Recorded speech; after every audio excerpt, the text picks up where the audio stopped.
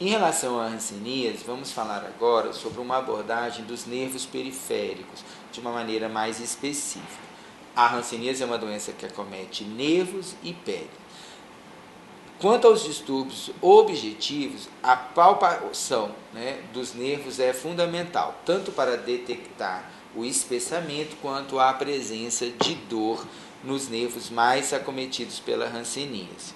Isso é um dado bastante importante para te auxiliar no sentido de firmar o diagnóstico de hanseníase. Os nervos mais envolvidos na hanseníase são o trigêmeo, o facial, o radial, os nervos ulnares, medianos, os fibulares comuns e os tibiais posteriores. Geralmente, o acometimento neurológico, dos nervos periféricos na hanseníase, ele é assimétrico do ponto de vista inicial, ou seja, o acometimento da hanseníase ele é mais ramuscular, mas também com a evolução pode ser troncular. Inicialmente, as alterações são mais mielínicas do que axonais.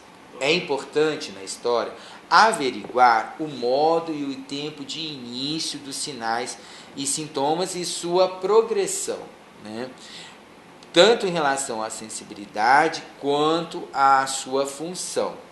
Logicamente, nos estágios mais avançados, principalmente nas formas multibacilares, os pacientes podem ter alterações detectáveis bilateralmente e, consequentemente, a incapacidade também ser bilateral.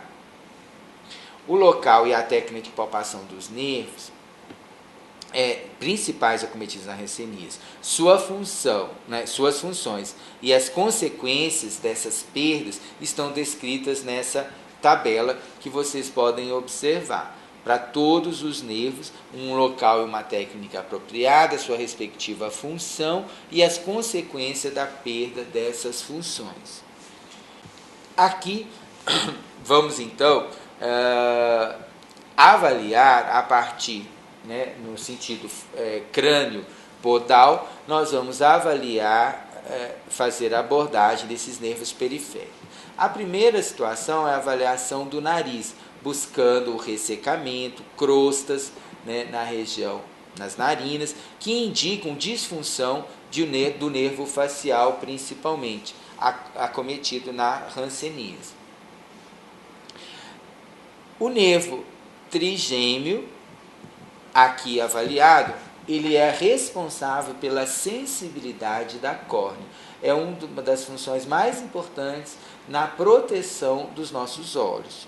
Então, como se avalia isso? É com 5 a 10 centímetros de fio dental branco, onde lateralmente você vai pedir ao paciente que olhe para o horizonte com os olhos bem abertos e você vai tocar levemente no quadrante da íris inferior externa. Tá? O reflexo imediato disso é o fechamento das pálpebras, como um mecanismo de defesa. Vocês observarão, como nesse paciente, que nós estamos tocando o fio dental e o paciente não teve como reflexo o fechamento dos olhos, isso indicando um acometimento do nervo trigêmeo e hipossensibilidade corneana. Outro aspecto que também significa uma perda importante dos mecanismos protetores da córnea é o acometimento do nervo facial, o ramo oftálmico, que é deteriorado na hanseníase e o paciente tem dificuldade de fechar as pálpebras. Tá? Então, como se procede essa avaliação? Você solicita que o paciente feche os olhos bem levemente e nisso você vai, com o mento elevado, você vai observar o fechamento que deve ser simétrico. Caso haja alguma alteração, um dos olhos vai manter-se aberto, com uma fenda ainda aberta, a qual só se fechará se você pedir que o paciente feche com força. Isso já é um sinal de alteração do nervo facial e pouco fechamento desses olhos, o que nós chamamos de lago oftalmo. Também vai ser uma dos importantes mecanismos de proteção perdidos na hanseníase e que, consequentemente, isso vai repercutir em eritema, em irritabilidade corneana e também formação de triquíase, associada à diminuição da formação de lágrima, também por alteração autonômica, vai ressecar a córnea, e isso, no seu movimento repetitivo em ambiente árido, a triquíase vai fazer com que o cílio inverta-se. Isso vai funcionar como um agente agressor e, posteriormente, uma úlcera corneana e, infelizmente, podendo evoluir para a amaurose, né, cegueira completa. Outro nervo na face, importante para se avaliar, que no caso já na região cervical, é o nervo auricular, que ele não tem uma função muito bem definida ainda na literatura. Entretanto, o seu espessamento, principalmente quando unilateral, pode ser um indicativo de hanseníase, devendo buscar outros sinais e sintomas para excluir esse diagnóstico. Já nos membros superiores, nós temos 3 importantes nervos para serem avaliados. Uma é o nervo radial. O nervo radial ele fica bem na região posterior e inferior à inserção do músculo deltoide, como mostra aqui a nossa figura. Geralmente, ele, numa palpação no sentido posterior, anterior ou vice-versa, você vai conseguir sentir, né, o nervo radial. Quando não espessado, eu costumo dizer, os nervos têm um aspecto de, eles são cilíndricos, vão passar sobre o seu dedo num aspecto de um canudinho de refrigerante convencional. E quando ele mais espessado, ele já começa a ter um aspecto daqueles canudos de sulcos mais grossos, né, tomando um aspecto mais espessado e às vezes doloroso. Outro nervo a ser avaliado, como vocês veem nesse slide do meio, é o nervo ulnar, que ele é facilmente palpável, pedindo para que o paciente mantenha seus ombros bem soltos, e o nervo vai estar passando na goteira epitroclear. O mais importante de se palpar esse nervo nessa região é ascender, né, fazer a palpação também 5 a 6 centímetros superiormente, pois ele pode se espessar antes da goteira e não ser perceptível ao seu exame. E isso é um fator que tem uma especificidade importante para o diagnóstico da agressão neurológica pelo bacilo. É bem esse nervo que nós eventualmente batemos nas quinas de mesas, de armários, e é extremamente álgicos. Sempre atento ao espessamento e sempre comparando com a região contralateral, ou seja, comparar o espessamento e a presença de dor, lembrando da assimetria do acometimento neurológico pela hanseníase. Outro nervo importante, que ele é um nervo de baixa sensibilidade para a hanseníase, tendo em vista as várias outras manifestações que podem levar ao espessamento e dor desse nervo, é o mediano, né, onde você deve afastar os tendões para fazer a palpação profunda do nervo mediano, ou simplesmente a percussão para avaliar a presença ou não de dor. Já nos membros inferiores, nós temos 2 nervos importantes para serem avaliados, que são os mais frequentemente acometidos na hanseníase, que é o nervo fibular comum, que ele passa lateral ou póstero inferior à cabeça da fíbula. A sua palpação deve ser de baixo para cima ou de cima para baixo, e vice-versa. Vocês vão poder observar um espessamento, um nervo, né, passando sobre os seus dedos. E você, geralmente de frente para o paciente, vocês devem fazer a palpação bilateralmente, buscando a assimetria desse espessamento, dessa dor ou choque presentes. Um outro nervo, também no membro inferior, é o nervo tibial posterior.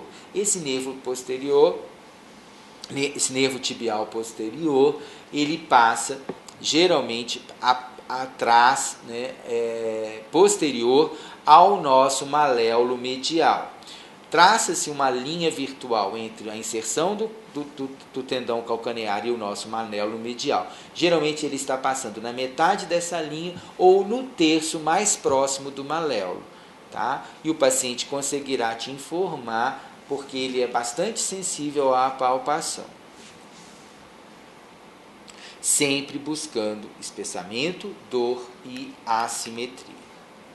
Outro aspecto importante é buscar os sinais das alterações motoras devido a essas disfunções neurológicas dos nervos periféricos. São manifestações decorrentes da paralisia do nervo que vai gerar amiotrofias, ou seja, os músculos se tornam atróficos, né? Diminuição ou perda da função muscular daquele membro, né? Daquela região onde o nervo é o responsável. Como vocês observam aqui na mão esquerda do paciente, a atrofia é importante no primeiro espaço interósseo, que é um diagnóstico que a gente às vezes faz ao cumprimentar o próprio paciente, pois o nosso primeiro dedo vai diretamente sobre essa região e que nós vamos já poder observar uma atrofia significativa. Então, mas em todas as áreas aqui, em todos os interósseos, nós temos uma amiotrofia bem nítida para o diagnóstico de hanseníase. Observamos a região palmar, as regiões palmares. A região palmar, ela é formada essencialmente por 3 coxins, três áreas importantes de musculatura, que é a região tenar, a região hipotenar e o outro coxim, que é representado pelas 4 cabeças dos metacarpos. Quando nós temos uma agressão neural, quer de ulnar, quer de mediano, nós vamos ter uma atrofia dessa musculatura, fazendo com que percamos esses contornos arredondados de nossa região palmar e também da lateral da nossa região. Então, observa aqui que a mão esquerda do paciente, como ela está retificada na região hipotenar, e também na região, um pouco discretamente na região tenar. Ou seja, é só vocês observarem que o paciente vai perder a capacidade de carregar água na mão. Quando a mão estendida, vocês observam que a mão esquerda desse paciente vai carregar muito menos água do que a direita. Ou seja, ele perdeu os seus coxins protetores. Nos membros inferiores, um sinal importante, já que indicando uma alteração de fibulares comuns, é o amartelamento dos dedos, O paciente começa já a tentar buscar um equilíbrio e ele começa a usar absurdamente as pontas dos seus dedos para manter-se no chão. Ou seja, há uma hiperextensão da falange proximal e uma superflexão das falanges distais. Ele começa já, e isso vai ser responsável pelo surgimento de calosidades, principalmente, muito provavelmente, já está associado à perda de sensibilidade. Aqui nessa foto, nós vemos um pé caído, literalmente é uma destruição funcional do nervo fibular comum, onde o paciente perde parcial ou totalmente a capacidade de fazer a dorsoflexão plantar, ou seja, levando a uma marcha bastante alterada pelo pé caído. Cabe lembrar aqui a hanseníase neural primária, que o seu diagnóstico vai estar baseado essencialmente nas alterações desses nervos periféricos, sem termos aqui a presença de lesões dermatológicas, tornando o diagnóstico muito mais difícil. Então, devemos aqui redobrar a atenção em relação ao lago oftalmo, a perda de sensibilidade corneana, espessamentos neurais, dores neurais, além das amiotrofias, alterações palmares. Nesses casos de possibilidade de hanseníase neural primária, nós devemos encaminhar para a referência mais próxima da sua unidade. Porém, torna-se interessante sempre colocar na guia de referência todos os sinais e sintomas encontrados. E o médico da unidade também vai ter um maior esmero em relação a isso, para que na contrarreferência, fazendo o papel educativo da contrarreferência, possa retornar à unidade de base para seguir o seu tratamento mais próximo da sua região. se não tem história de traumas, compressões de raiz neural e as lesões têm esses aspectos de ilhas, isso fortalece muito o diagnóstico para a hanseníase.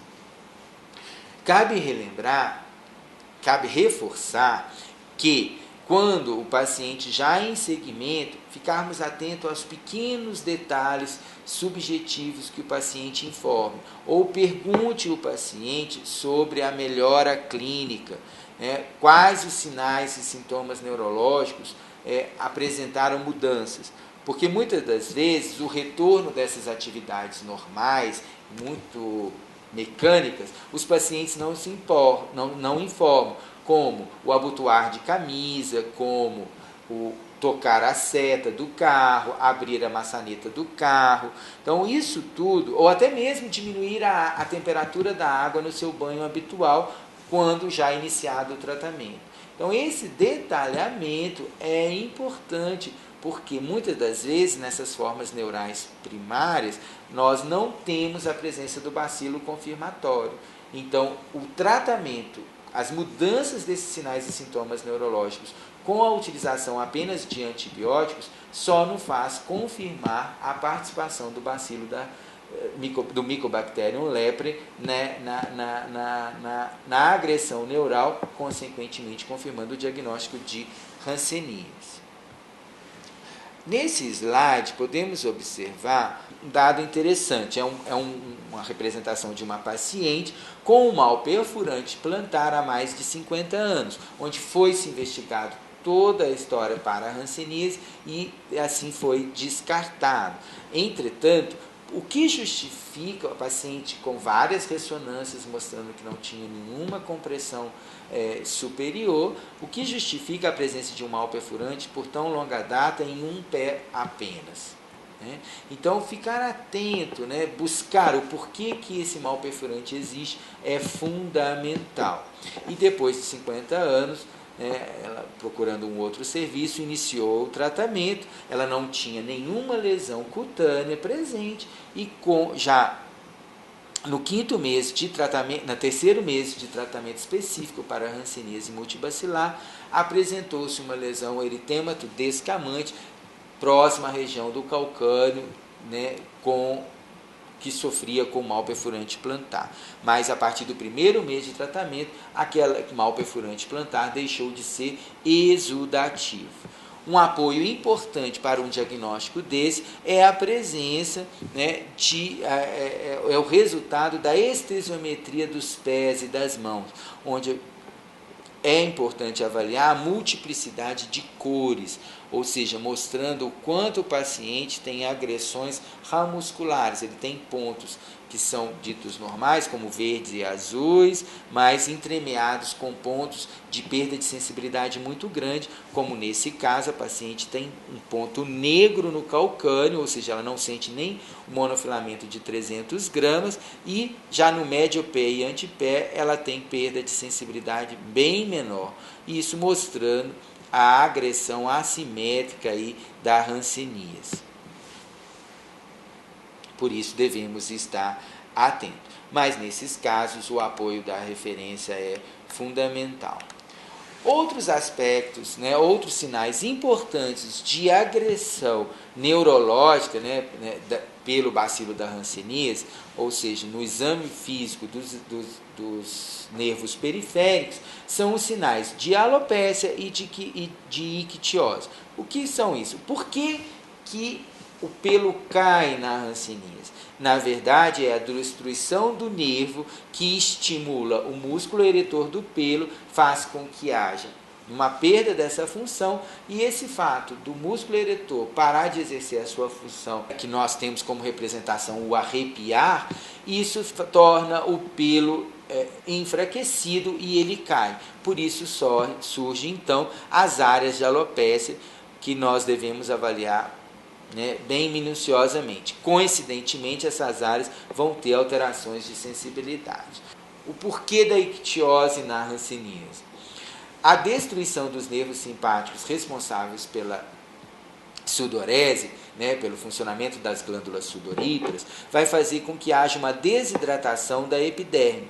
tomando esse aspecto como se fosse escamas de peixe, que daí o nome ictiose, esse ressecamento, muitas das vezes regionalizado, coincidente às áreas hipocrômicas, às áreas de alopecia. Isso reforçando aí um sinal, né, uma delimitação bem típica aí em ilhas da própria hanseníase, da agressão pelo Mycobacterium leprae.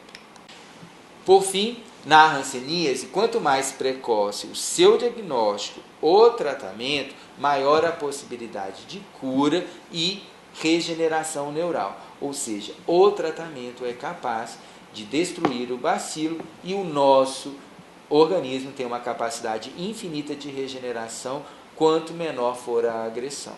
Por isso, a nossa importância e responsabilidade no sentido de buscarmos o diagnóstico e o tratamento precoce da hanseníase. Muito obrigado.